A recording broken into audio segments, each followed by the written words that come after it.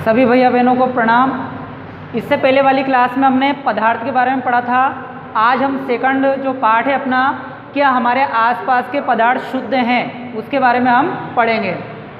इसमें पहला बात आती है शुद्ध पदार्थ। शुद्ध पदार्थ का मतलब क्या होता है? अगर हम विज्ञान की दृष्टि से देखें तो ऐसा पदार्थ जिसमें सभी कण समान रासायनिक प्रकृति के हों, शुद्ध पदार्थ कहलाता है। अर्थात उसमें क्या हो, एक ही प्रकार के कण हो, एक जैसे कण हो, तो फिर उसे हम कहेंगे शुद्ध पदार्थ। इसके बाद बात आती है इसमें मिश्रण। मिश्रण किसे कहते हैं? एक या एक से अधिक शुद्ध तत्वों या यौगिकों से मिलकर बना पदार्थ मिश्रण कहलाता है। यानी यूँ कह सकते हैं कि दो या दो से अधिक पदार्थों का क्या होता है, इसमें मिश्रण होता है। अब मिश्रण जो होता है ये भी दो प्रकार का होता है। दो प्रकार का कौन सा? पहला मिश्रण होता है सममांगी मिश्रण और दूसरा होता है विषमांगी मिश्रण। पहला सममांगी और दूसरा विषमांगी मिश्रण। सममांगी मिश्रण ऐसा मिश्रण जिसमें सभी कण समान रूप से मिले हों। सभी कण क्या हो, समान रूप से मिले हों, सममांगी मिश्रण कहलाता है। जैसे जल और शक्कर का विलयन कह सकते हैं हम, या जल प्लस नमक का विलयन। सममांगी में हम एक और ये चीज़ देख सकते हैं कि जब हम कणों को मिला देंगे, मिश्रित कर देंगे, तो फिर हम पहचान नहीं सकते हैं कि इसमें हमने कौन सा कण मिलाया है। जैसे मान लिया आपने एक गिलास पानी लिया, अब उसमें आपने एक चम्मच शक्कर या नमक मिला दी। उसको जैसे हम घोलते हैं, मिक्स करने के बाद जब हम देखते हैं तो उसमें हमें नमक के कण दिखाई नहीं देते हैं, यानी नमक क्या हो गया, उसमें घुलनशील हो गया है। तो ऐसा जो मिश्रण बना है वो कहलाएगा सममांगी मिश्रण। इसमें सममांगी में हम और भी उदाहरण ले सकते हैं। जैसे हम जल में नींबू का जो रस होता है वो डालते हैं, तो जो नींबू पानी बना है वो भी क्या है, सममांगी मिश्रण है। या फिर जल प्लस शाही, जल के अंदर अगर आपने शाही की एक या दो बूंद डाल दी तो वो उसमें पूरी तरह क्या हो जाएगी, घुल जाएगी। तो वो कौन सा मिश्रण बन गया, सममांगी। एक और सममांगी में हम मिश्रण को अलग नहीं कर सकते हैं। अगर हमें अलग करना है तो हमें रासायनिक विधियों के द्वारा उसको हमें क्या करना पड़ेगा, अलग करना पड़ेगा। इसी प्रकार से जो मिश्र धातु होती है, मिश्र धातु मतलब दो या दो से अधिक धातुओं का मिश्रण। जैसे कि पीतल, पीतल क्या एक मिश्र धातु है। अब इस पीतल में जो तांबा होता है, कॉपर, वो 70% होता है, और जो जिंक है, जिंक यानी जस्ता, वो होता है 30%। तो ये मिश्र धातु क्या एक सममांगी मिश्रण है। दूसरा जो मिश्रण आएगा इसमें विषमांगी मिश्रण। विषमांगी मिश्रण ऐसा मिश्रण जिसमें सभी कण असमान रूप से मिले हों, यानी अलग अलग रूप से, तो वो कहलाएगा विषमांगी मिश्रण। और विषमांगी मिश्रण को हम आंखों से भी आसानी से देख सकते हैं। जैसे कि जल और रेत का मिश्रण।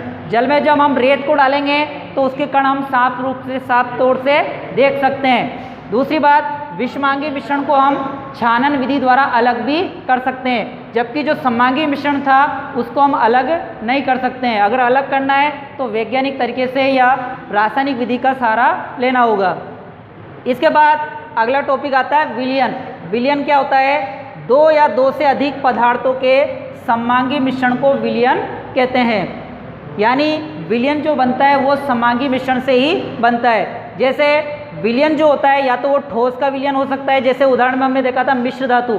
मिश्र धातु में कॉपर भी ठोस है और जिंक भी ठोस है, जिन्हें पिघलाकर ही मिश्र धातु बनाई जाती है। गैसीय विलयन हो सकता है जिसमें दोनों क्या हो, दो या दो से अधिक क्या हो, गैसों का मिश्रण हो। जैसे कि वायु, वायु क्या है, गैसों का मिश्रण है। अब वायु में नाइट्रोजन भी होती है, ऑक्सीजन भी होती है, और भी अन्य गैसें इसमें होती है। विलयन, विलयन कैसे होगा? जैसे नींबू जल, जल में आपने नींबू का डाला तो ये क्या बन गया, एक प्रकार का विलयन। अब इसमें अगर हमें विलयन बनाना है तो विलयन में हम देखते हैं कि दो मुख्य भाग होते हैं। एक तो होता है विलायक और दूसरा होता है विलेय।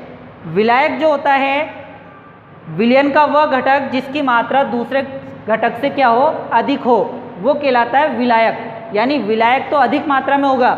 और दूसरा होता है विलेय। विलयन का वह घटक जिसकी मात्रा दूसरे घटक से कम हो, विलेय कहलाता है। अर्थात विलेय की मात्रा विलायक से हमेशा क्या होती है, कम होती है। जैसे हम उदाहरण देखें, जैसे चीनी और जल का विलयन। अब चीनी और जल, चीनी यानी शक्कर क्या होती है, ठोस होती है, और जल क्या है, तरल अवस्था में है। तो जब हम इसका विलयन बनाएंगे तो जल क्या है, एक प्रकार का विलायक है, और चीनी क्या है, विलय, क्योंकि चीनी तो कम होती है। ऐसे हम इसमें जैसे इसमें हम और भी उदाहरण ले सकते हैं, जैसे नमक और जल का विलयन भी ले सकते हैं। नमक क्या होगा, विलय, और जल क्या होगा, विलायक। इसी प्रकार से आयोडीन और एल्कोहल का विलयन, जिसे हम टिंचर आयोडीन भी कहते हैं। क्या कहेंगे, टिंचर आयोडीन। अब एल्कोहल जो होता है वो क्या है, एक विलायक, और आयोडीन क्या है, विलय, क्योंकि आयोडीन की मात्रा कम होगी, एल्कोहल की मात्रा ज़्यादा होगी, तो ज़्यादा है इसलिए ये क्या है, विलायक। इसी प्रकार से सोडा जल या कोक, जिसे हम कोल्ड ड्रिंक भी कहते हैं, तो सोडा जल जो होगा उसमें जल क्या है, विलायक, और इसके अंदर कार्बन डाइऑक्साइड जो होगी वो विलय होगी, क्योंकि वो कम मात्रा में होती है।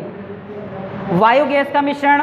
अब वायु गैस में हम देखते हैं कि नाइट्रोजन की मात्रा जो होती है 78%, 78%, जो कि क्या है, एक विलायक है, जबकि ऑक्सीजन क्या है, कम मात्रा में, तो ये क्या है, विलय। अब आगे देखते हैं हम विलयन के गुण। विलयन में क्या क्या गुण होते हैं। विलयन एक सममांगी मिश्रण है। अभी हमने जस्ट पहला था सममांगी मिश्रण, जिसमें कण क्या होते हैं, समान रूप से मिले होते हैं, तो विलयन क्या है, एक सममांगी मिश्रण है। दूसरा, विलयन के जो कण होते हैं वो व्यास में 1 नैनोमीटर, 1 नैनोमीटर का मतलब होता है 10⁻⁹ मीटर से भी छोटे कण होते हैं, जिसे हम आंखों से भी देख नहीं सकते हैं।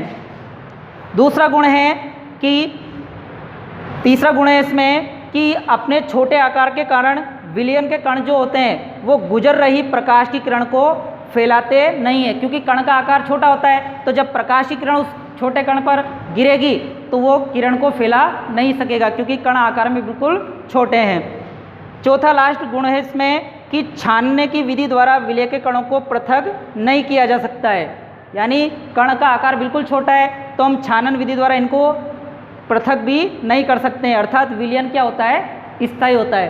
तो आज हमने इस प्रकार से हमारे आसपास के जो पदार्थ हैं उनके बारे में अध्ययन किया है। धन्यवाद।